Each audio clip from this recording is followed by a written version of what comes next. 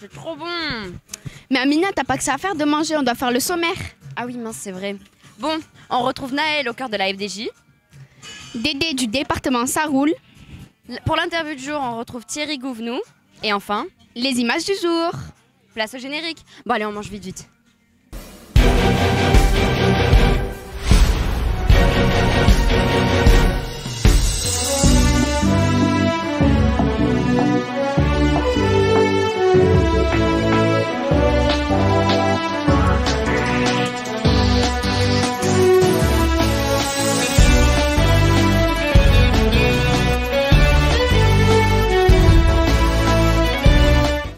Alors, en premier, on passe par là. Mais par attends, là. Johanna, t'essaies de copier Thierry Gouvenou? Comment tu sais?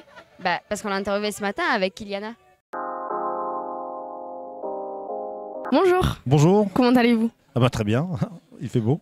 Comment se déroule la création d'un parcours du Tour de France depuis l'idée initiale jusqu'au tracé final? Alors c'est un long travail, hein. Déjà il va y avoir, c'est surtout Christian Prudhomme qui choisit les villes. Longtemps à l'avance, plus de 3 ans à l'avance, il va choisir le lieu du grand départ. Alors cette année c'était Lille, l'année prochaine ce sera Barcelone. Et puis là on travaille en amont pour préparer les 3 premières étapes. Et puis après il y a un long moment où on ne fait plus grand chose sur le Tour de France. Mais à peu près un an et 3 mois avant, Christian va commencer à aller contacter des villes pour savoir, pour choisir son parcours. Il va choisir toutes les villes qui seront étapes. Et puis ensuite, il me donne la liste des villes étapes. Et moi, je trace le parcours entre la ville départ et la ville arrivée. Quels sont les critères les plus importants dans le choix des villes, étapes et d'écoles à intégrer au parcours? Alors, déjà, pour les villes étapes, l'important, c'est toujours la sécurité. Notamment lorsqu'on a des arrivées qui vont se finir au sprint. On doit être très, très vigilant à la sécurité. Donc, on doit vérifier tous les derniers kilomètres pour essayer d'avoir le minimum de danger. Et puis après, pour l'équilibre général du Tour de France, on aime bien mettre l'école plutôt à la fin du Tour de France pour essayer de garder du suspense et puis faire en sorte que le classement général se décide le plus tard possible. À quel point les contraintes logistiques comme les routes, la sécurité, l'hébergement, etc. influencent-elles vos choix de parcours? Oui, c'est tout un ensemble, hein. Alors bon, il y a bien sûr la qualité des routes. Il faut des routes quand même assez bonnes pour éviter les crevaisons et les chutes. Il faut des routes où il n'y a pas trop d'aménagement urbain, tout ce qui est ralentisseur, îlots, giratoires. Mais ça, c'est de plus en plus dur à trouver. Et puis, il faut trouver aussi des difficultés. Oui. On arrive dans 2 jours à Toulouse. De quelle façon avez-vous procédé pour faire le parcours à Toulouse et notamment la fameuse côte de Pêche David? Alors oui, ça c'est quelque chose qui est un peu exceptionnel. C'est vrai que d'habitude à Toulouse, on avait toujours un sprint massif. On avait le peloton qui rentrait dans Toulouse d'une façon groupée. Et cette année, on a voulu retravailler la fin du parcours à Toulouse. Et on est allé chercher des collines dans le Lauragais pour fatiguer les coureurs. Et puis surtout, on a été chercher la fameuse côte de Pêche David qui présente des pentes à 20%. Donc ça va être extrêmement dur pour les coureurs. Et ça devrait éliminer les sprinteurs. Et donc on va avoir une course d'élimination par l'arrière pour aborder ce point qui est très difficile. Et puis voilà, les plus forts vont s'extraire dans cette côte de Pêche David. Et ils ont l'espoir d'aller gagner dans Toulouse. D'accord, merci beaucoup. Merci. On sait que la FDJ a un stand au village départ, mais est-ce qu'il s'occupe d'autre chose? Je sais pas, allons demander à Naël qui s'occupe du sponsoring chez FDJ. D'accord. Bonjour, ça va? Ça va et toi? Ouais, ça va. Quel est l'objectif principal de la présence de la FDJ sur le Tour de France et comment évaluez-vous son impact? Alors la raison de la présence de Française des Jeux sur le Tour de France, en fait, c'est que ça fait sens avec aussi la marque Française des Jeux qui est présente dans toute la France, dans tout le territoire et qui est une marque populaire. Et donc le Tour de France, évidemment, ça passe chaque année dans tout le territoire et c'est un sport populaire, le cyclisme. Et donc c'est pour ça que FDJ et le cyclisme sont très liés parce qu'on a beaucoup de valeurs en commune. Quelle activation mettez-vous en place sur les parcours ou dans les fan zones pour engager le public? Alors déjà on a des animations un peu de partout, on a des animations au niveau des départs et après on a des animations dans la caravane. Au niveau des départs on a notre atelier recyclisme donc, qui est un camion de mécaniciens itinérants et qui propose aux spectateurs, aux gens du grand public de ramener leur vélo et qui proposent des révisions gratuites de leur vélo. Donc l'objectif, c'est d'encourager les Français à utiliser le vélo dans la pratique du quotidien pour se déplacer, donc de favoriser la mobilité douce. Et ensuite, donc, on a aussi la caravane où on distribue les bobs chapeaux FDJ qui font un carton. On distribue aussi des petits sacs pour les gens. Et on a des animations sur le podium, on a des animations en fait un peu de partout où le Tour de France passe. Comment le sponsoring de Tour s'inscrit-il de l'engagement de la FDJ pour le sport et notamment le cyclisme? Le cyclisme, c'est l'engagement, un des engagements les plus historiques de la Française des Jeux. Aujourd'hui, ça fait 28 saisons que FDJ est présente dans le cyclisme, notamment via l'équipe cycliste Groupama FDJ. Donc depuis 1997, on a commencé notre histoire d'amour avec le cyclisme.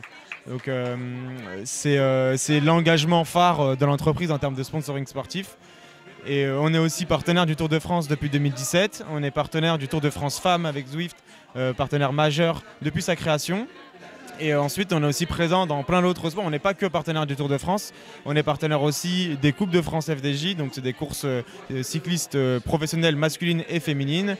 Et on est évidemment aussi partenaire de la Fédération française du cyclisme et de la Ligue nationale de cyclisme. Et voilà, donc on a vraiment une présence, on va dire, sur tous les fronts, à la fois avec nos équipes cyclistes masculines et féminines, avec les deux porte-étendards du cyclisme mondial qui sont le Tour de France Hommes et le Tour de France Femmes, et puis après avec des engagements plus locaux, notamment avec la Coupe de France. Quelles sont les retombées en termes de visibilité ou d'image pour la FDJ pendant le Tour? Alors les retombées, elles sont assez impactantes, c'est des grosses retombées qu'on arrive à calculer parce que chaque année en fait on a des études qui nous permettent de savoir à combien de fois et pendant combien de temps notre logo a été exposé à la télé. Et donc notre logo évidemment il est omniprésent, notamment sur les tenues de nos coureurs cyclistes, à l'avant, à l'arrière, sur les côtés, etc. Et aussi via aussi des opérations comme on a fait sur l'étape de Bayeuvire et l'étape de Saint-Malo, Mur de Bretagne, où on avait deux grosses opérations sur le bord de la route pendant le parcours pour encourager nos coureurs cyclistes.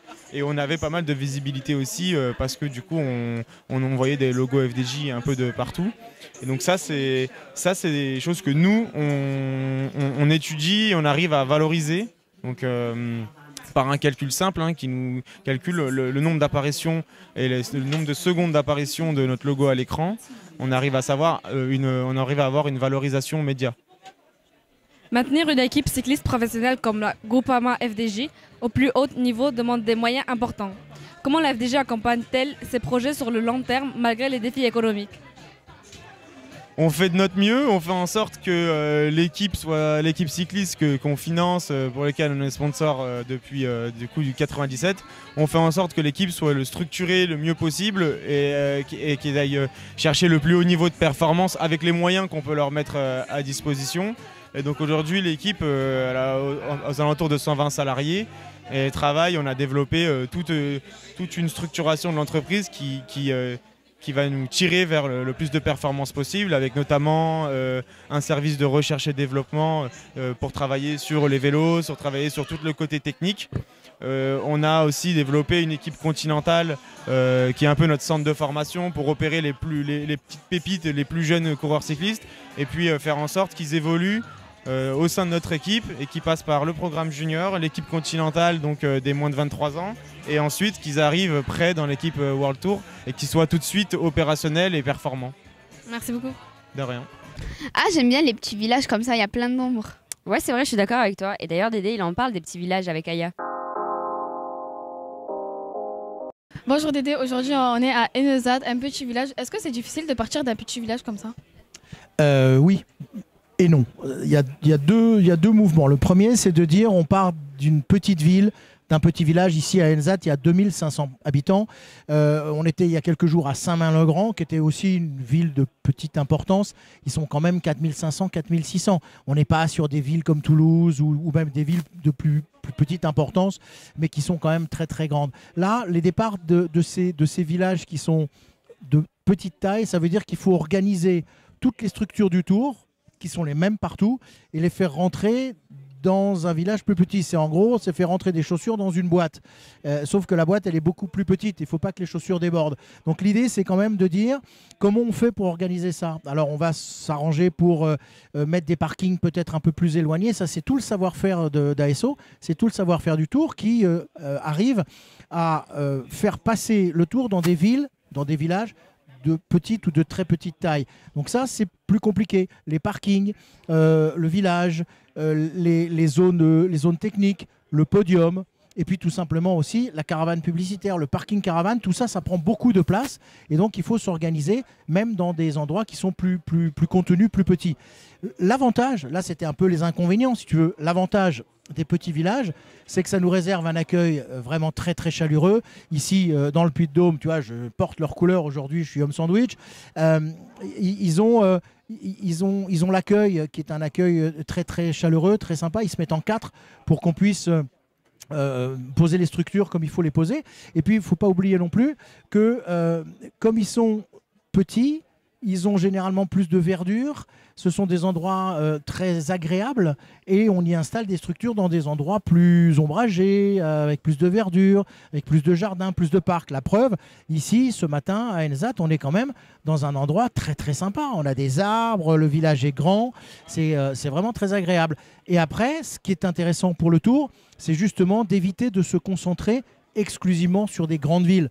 Les premiers Tours de France, les premières éditions du Tour, au tout début du Tour de France, c'était vraiment d'abord le Tour de la France. On tournait tout autour de la France et c'était des villes, c'était Lille, c'était Marseille, c'était Bordeaux, c'était Lyon, c'était des villes qui étaient des grandes villes. Et puis avec le temps, le Tour a décidé évidemment d'aller un peu partout. Et aller partout, ça veut dire aussi aller dans des petits endroits, dans des petits villages et apporter la joie du Tour un peu partout. Donc ça, c'est vraiment très très sympa.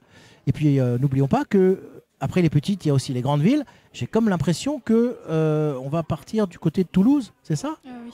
Et ben voilà. Et donc là, on retrouvera cette fois-ci des grandes villes. Et puis je crois que Toulouse, c'est un coin que vous connaissez pas trop mal. Joanna, tous les jours on voit des nouveaux paysages, mais on n'arrive jamais à les retenir dans la tête. C'est pour ça qu'on les filme et ça nous permet en même temps de leur montrer les images du jour.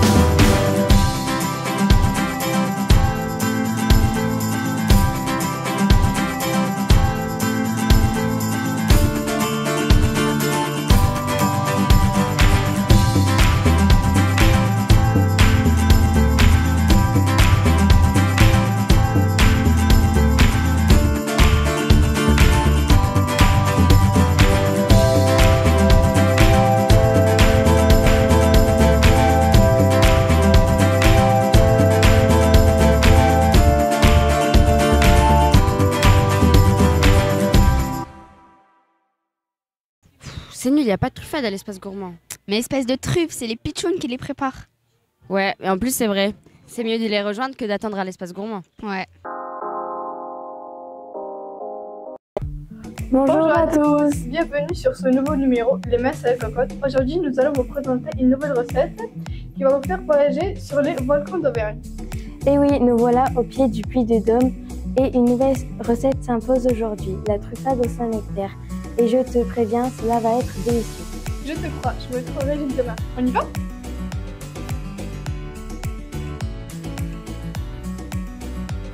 Nous commençons par éplucher nos pommes de terre. Comptez environ un bon kilo pour voir leur vraie beauté.